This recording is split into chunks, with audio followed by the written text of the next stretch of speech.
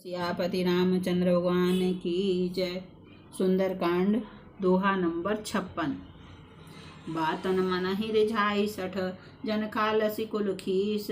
राम विरोध न उबरसी, सरन बिजनु अज ईस। कीत जिमान अनुज अब इव, प्रभु पद पंकज भृंग। होय के राम सरानल, खलकुल सहित पतंग। सियावर रामचंद्र पत जय शरणम शंकर हरि ओम। जय जय सिया राम। मंगल भवन अमंगल हारी, द्रपहो दशरथ अजर विहारी। श्री राम जय जय राम, श्री राम जय जय राम। पत्रिका में लिखा था, अरे मूर्ख, केवल बातों से ही मन को रिझाकर अपने कुल को नष्ट भ्रष्ट न कर। श्री राम जी से विरोध करके तू विष्णु, ब्रह्मा और महेश की शरण जाने पर भी नहीं बचेगा। या तो अभिमान छोड़कर अपने छोटे भाई विभीषण की भांति प्रभु के चरण कमलों का भ्रमर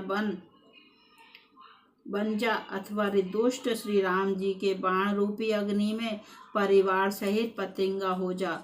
दोनों में से जो अच्छा लगे सो कर। पत्रिका सुनते ही रावण मन में भयभीत हो गया, परंतु मुख से ऊपर से मुस्कुराता हुआ वह सबको सुनाकर कहने लगा, जैसे कोई पृथ्वी पर पड़ा हुआ हाथ से आकाश को पकड़ने की चेष्टा करता हो, वैसे ही ये छोटा तपस्वी लक्ष्मण बागी विलास करता है, ढींग हाँकता है। सुख दूत ने कहा, हे नाथ, अभिमानी स्वभाव को छोड़कर इस पत्र में लिखी सब बातों को सत्य समझिए। क्रोध छोड़कर मेरा वचन सुनिए। हे नाथ, श्री राम जी से बैर त्याग दीजिए। यद्यपि श्री रघुवीर समस्त लोकों के स्वामी हैं, पर उनका स्वभाव अत्यंत ही कोमल है। मिलते ही प्रभु आप पर कृपा करेंगे और आपका एक भी अपराध वे हृदय में नहीं रखेंगे। जानकी जी श्री रघुनाथ जी को दे दीजिए। हे प्रभु, इतना कहना मेरा कीजिए। जब उस दूत ने जानकी जी को देने के लिए कहा, तब दुष्ट रावण ने उसको लात मारी। वह भी विभीषण की भांति चरणों में सिर नवाकर वहीं चला जहाँ कृपा सागर श्री रघुनाथ जी थे। प्रणाम करके उसने अपनी कथा सुनाई और श्री राम जी की कृपा से अपनी गति मुनि का स्वरूप गति पाई। शिव जी कहते हैं, हे भवानी, वह ज्ञानी मुनि था, अगस्त ऋषि के शाप से राक्षस हो गया था। बार बार श्री राम जी के चरणों की वंदना करके वह मुनि अपने आश्रम को चला गया।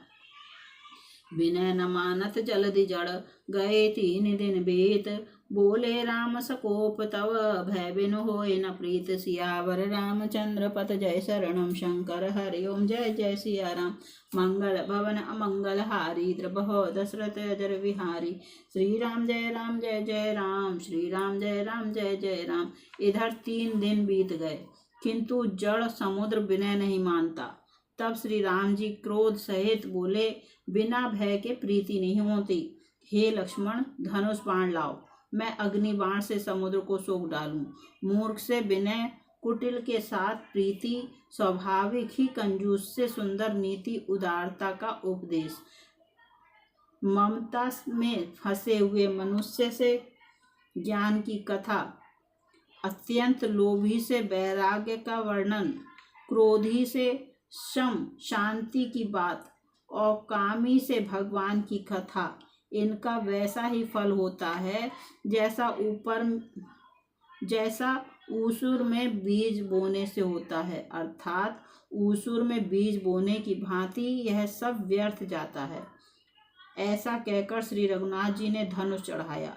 यह मत लक्ष्मण जी के मन को बहुत अच्छा लगा। प्रभु ने भयानक अग्नि बाण संधान किया, जिससे समुद्र के हृदय के अंदर अग्नि की ज्वाला उठी। मगर, सांप तथा मछलियों के समूह व्याकुल हो गए। जब समुद्र ने जीवों को जलते जाना, तब सोने के थाल में अनेकों मणियों और रत्नों को भरकर अभिमान छोड़कर वह ब्राह्मण के रूप में आया। कांटे पई कदरी फरहे, कोटि जतन को सीच, विनय न मान खगेश सुनु, डाटई पै नवनीच। सियावर रामचंद्र पत जय शरणम शंकर हरि ओम। जय जय सिया राम। मंगल भवन अमंगल हारी, द्रबहो दशरथ अजर विहारी। श्री राम जय राम, श्री राम जय जय राम। काकभूषुंडी जी कहते हैं, हे गरुण जी सुनिए, चाहे कोई करोड़ों उपाय करके सींचे, पर केला तो काटने पर ही फलता है। नीच विनय से नहीं मानता, वह डांटने पर ही झुकता है, रास्ते पर आता है। समुद्र ने भयभीत होकर प्रभु के चरण पकड़कर कहा, हे नाथ, मेरे सब अवगुण दोष क्षमा कीजिए। हे नाथ, आकाश, वायु, अग्नि, जल और पृथ्वी, इन सब की करनी स्वभाव से ही जड़ है। आपकी प्रेरणा से माया ने इन्हें सृष्टि के लिए उत्पन्न किया है। सब ग्रंथों ने यही गाया है, जिसके लिए स्वामी की जैसी आज्ञा है, वह उसी प्रकार से रहने में सुख पाता है। प्रभु ने अच्छा किया जो मुझे शिक्षा दंड दी, किंतु मर्यादा जीवों का स्वभाव भी आपकी ही बनाई हुई है। ढोल, गंवार, शूद्र, पशु और स्त्री, ये सब शिक्षा के अधिकारी हैं। प्रभु के प्रताप से मैं सूख जाऊंगा और सेना पार उतर जाएगी। इसमें मेरी बड़ाई नहीं है, मेरी मर्यादा नहीं रहेगी। तथापि प्रभु की आज्ञा अपेल है, अर्थात आपकी आज्ञा का उल्लंघन नहीं हो सकता, ऐसा वेद गाते हैं। अब आपको जो अच्छा लगे मैं तुरंत ही करूं। सुनत विनीत वचन अति, कह कृपाल मुस्काई। जेहि विधि उतरे कपि कटको, तात सो कह उपाय। सियावर रामचंद्र पत जय शरणम शंकर हरि ओम। जय जय सिया राम। मंगल भवन अमंगल हारी, द्रबहो दशरथ अजर विहारी। श्री राम जय राम, श्री राम जय जय राम। समुद्र के अत्यंत विनीत वचन सुनकर कृपालु श्री राम जी ने मुस्कुराकर कहा, हे तात, जिस प्रकार बानरों की सेना पार उतर जाए वह उपाय बताओ। समुद्र ने कहा, हे नाथ, नील और नल दो बानर भाई हैं। उन्होंने लड़कपन में ऋषि से आशीर्वाद पाया था। उनके स्पर्श कर लेने से ही भारी भारी पहाड़ भी आपके प्रताप से समुद्र पर तैर जाएंगे। मैं भी प्रभु की प्रभुता को हृदय में धारण कर अपने बल के अनुसार जहाँ तक मुझसे बन पड़ेगा सहायता करूँगा। हे नाथ, इस प्रकार समुद्र को बंधाइए, जिससे तीनों लोकों में आपका सुयश गाया जाए। इस बाण से मेरे उत्तर तट पर रहने वाले पाप के राशि दुष्ट मनुष्यों का वध कीजिए। कृपालु और रणधीर श्री राम जी ने समुद्र के मन की पीड़ा सुनकर उसे तुरंत ही हर लिया, अर्थात बाण से उन दुष्टों का वध कर दिया। श्री राम जी का भारी बल और पौरुष देखकर समुद्र हर्षित होकर सुखी हो गया। उसने उन दुष्टों का सारा चरित्र प्रभु को कह सुनाया। फिर चरणों की वंदना करके समुद्र चला गया। छंद। निज भवन गवन्यो सिंधु, श्री रघुपति यह मत भायो।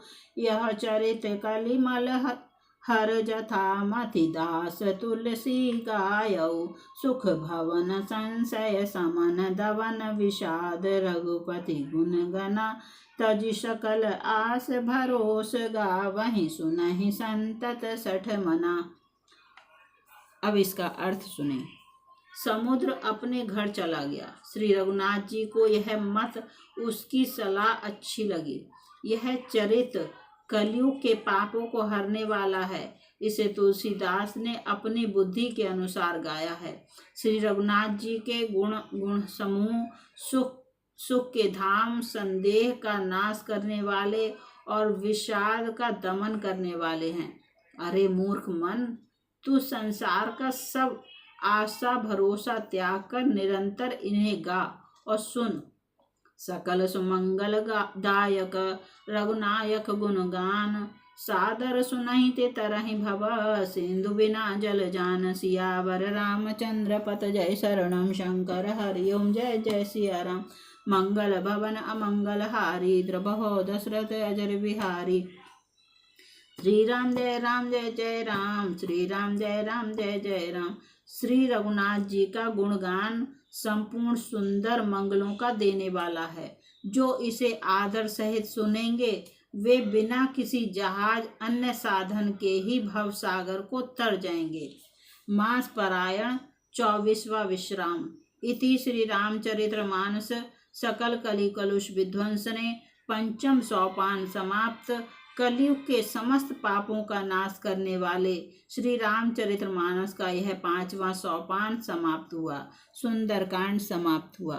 बोलो सियापति रामचंद्र भगवान की जय।